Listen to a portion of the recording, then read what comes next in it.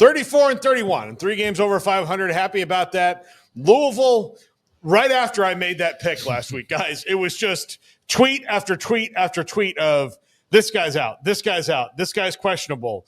And then Miller Moss, it was, he could play if they needed him to, but the quarterback they played was one we saw. You lost ground here again, yeah, Paul. so I lost some ground here. Dude, I didn't even need to know about Miller Moss. Could have been healthy. I was still picking against Louisville after watching them against Florida State. Like, that was an ugly game. They haven't played for us. You mean Miami? I mean, or Clemson. Clemson. I mean, they beat Miami. Well, that Clemson game was horrific to watch. Yeah. I was on SMU for the beginning on that game. Yeah, I thought that like this was going to be one of those games where Louisville bounced back after a rough one, and then everybody's hurt, and I was like, well, I'm screwed there. So, and not only did they lose, they got blown out. Yes, was 38-6 was the final score. Yeah, they got absolutely rolled. As soon as I made the pick and we went to break, and I saw that, I was like, well, great, it's too late to change it. Let's roll on with it. So, first up this week, the game, Ohio State and Michigan. I think with Ryan Day winning the title last year, the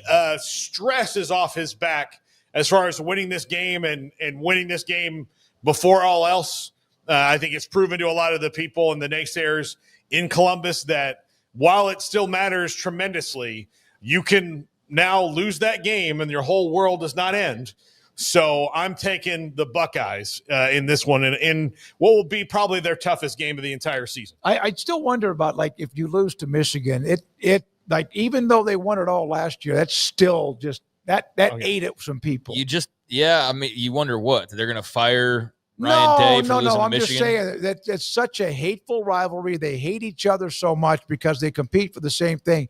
But losing that game will not ruin their season, but there's still going to be this just bitterness. But because it's your biggest rival, but it helps when you go win the national title right afterwards. I think that's the only thing that could have made up for losing to Michigan. Yeah, and so in this game now, I mean, you talk about the expanded. I mean, they could lose this game and they're fine. They're totally fine. They're in the playoff no matter what. But give me Ohio State to win. I just think they're a better team. It is a little bit interesting being in Michigan Stadium, but I just think that Ohio State's better at the biggest spots. I think they're going to be able to kind of create some explosives on offense, and I think just they're a better team overall. So I trust the Buckeyes to handle their business. I'm expecting a tight, tough game as it typically is with Ohio State, Michigan, but I don't get that sense of like Michigan pulling the stunning upset this time around. But who the hell knows? I mean, that's why they roll the ball and they play the game. But I am going to take the Buckeyes. They're 9-2. Michigan lost to Oklahoma. There's a playoff team. And they lost to USC, who was trying to become a playoff team. So they've taken care of their business in a very quiet. I'll take the Buckeyes.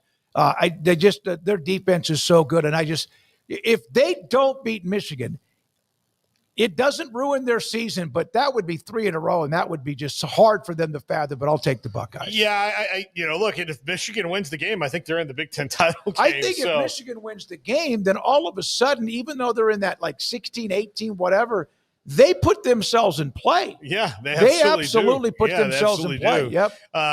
So next up, we've got Miami and Pitt. I'm taking the Canes here. They've got too much to play for, although the way Pitt just ate Georgia Tech's lunch last week makes me a little wary of this. But Miami, I'm not trying to use the transitive property here, but Miami and Notre Dame, they played a close game that Miami won. That is a team that is on par talent-wise. Pitt got blown out by Notre Dame. I think Miami has too much speed for them and gets them. Yeah, I'm going to go with Miami as well on the road, and really nice performance by Mason Heinschel and the Panthers last week. Just jumped all over Georgia Tech there early on, and then even when Georgia Tech started to come back and maybe make it a little bit interesting, they found a way to create further separation, didn't let them ever get really within realistic reach to come back and pull off that upset. So, that was the game we all got wrong. I think probably a lot of people across the country did. I don't know, but I'm assuming so because, that was as much the fact that they won, but the way that they did and jumped all over them as badly as they did early. And I was like, what was I thinking? It's 28-0. I was like, geez Louise. So, they got a really good young quarterback there. at Pitt and home field. But I think Miami, like to your point, is a bit more talented. I think they got a lot to play for. Pitt's got an outside – there's one of those wonky scenarios where they could get in if a bunch of crazy things happen, kind of like Michigan, where I think Michigan would have to beat Ohio State, then like Indiana would have to lose, and maybe even another team would have to lose. So it's unrealistic, whereas with Miami, it's a bit more straightforward. So I think they got plenty to play for. I think they're a talented team, and I think they'll go handle their business on the road. Miami has won 3 games against top 25 teams. The only one other teams that have A&M, Georgia, Oklahoma, and also Vanderbilt. It's a very small list that has had that many wins against the top 25, 3 or more. A&M, Georgia, Alabama, and Oklahoma and Vanderbilt, who have 3 or more. I'll take the Canes. So much to play for. They kind of messed the bed, but now right back in an opportunity to get back in the playoff. Next up, Vandy and Tennessee. I got Vandy, even though this is on the road in Knoxville. I think that Pavia is just – but I mean, in the quarterback battle, Pavia is better. I think Vandy's just performed a little bit better, more consistent throughout the year. Very close matchup, probably the closest this matchup has ever been between the two teams. I think it'll be a great one, but I think Vandy takes it. I'm picking Vandy because I need to gain a game, and otherwise it's going to be really boring if me and him have the same picks. Who's him? You. Okay. So I think I'll go with Vandy, but also for the Diego Pavia factor of like his story has been so Hollywood, it only stands to reason he's going to go to Knoxville for his final regular season game and beat Tennessee. Like that's how this thing has to go for the Hollywood script to keep on keeping on. So no, I think this is just like the perfect moment for it to be the Diego Pavia show and for him to get a bit more spotlight. But Tennessee's a really good team. This ought to be, I mean, I never thought for years and years I'd care as much about Vandy, Tennessee as I have like the last couple of years where the Commodores have made this very interesting. And this year, as interesting as ever, with them having an outside shot as well to sneak their way in if things fall a certain way. So, give me Pavia in his last rivalry game and last game of his regular season career. I'm taking Tennessee. This is one of those rivalries. It's not like a complete, it's one-sided, and they've won like the last 5 or 6. If Pavia and Vanderbilt win this game, will he be in New York City when they announce the finalists to go to New York City for the Heisman? Has he done enough to do that? Is it enough of a storybook? He had a fantastic game last week that was Heisman-like. I would be fine with him going if they have like 4 guys they invite, or especially if they have 5 guys they invite. I'd be more than happy to see him. If it was 3, then I think you're kind of pushing it a little bit. But if they go 4, which they have, or 5, which I think they've done that pretty regularly, then I think he should be there. I think he's one of the best players pound for pound in college football. So, I would have no problem with that. And, I'm just looking at this as like the storybook, man. It just stands to reason that he's going to beat Tennessee in his final game. Tennessee's won 6 in a row, and it's one of those series like KU and Kansas State, no matter what, Tennessee usually wins. But Vanderbilt has had some wins in the last 15 or 18 years. Okay, next up, A&M and Texas, the Lone Star Showdown here this year in Austin. I'm taking the Aggies in – it's a bit of a homer pick because of my roots, but I just think that they're better. I think that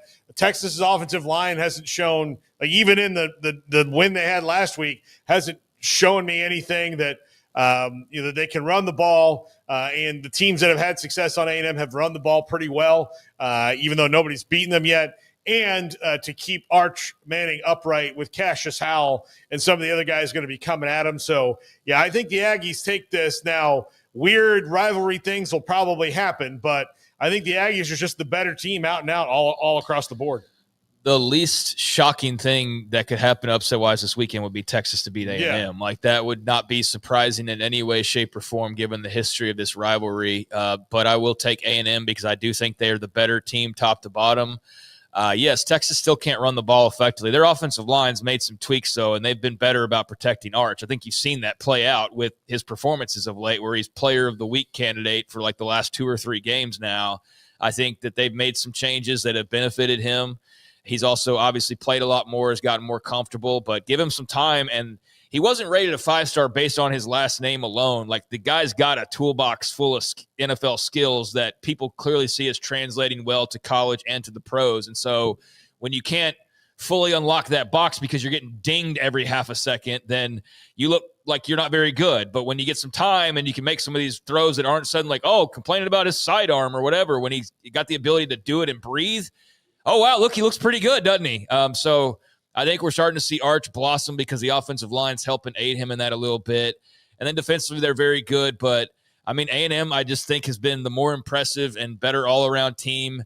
And so I'm going to go with the Aggies. Like, this is their year to check off a lot of boxes. And to me, this is their year to go into Austin, if any, and go beat Texas. Well, it's a series that's one-sided. But the last time they played in Austin, and Mac Brown's last year, I think, right? 2010, A&M won there. It's been 15 years since they played there.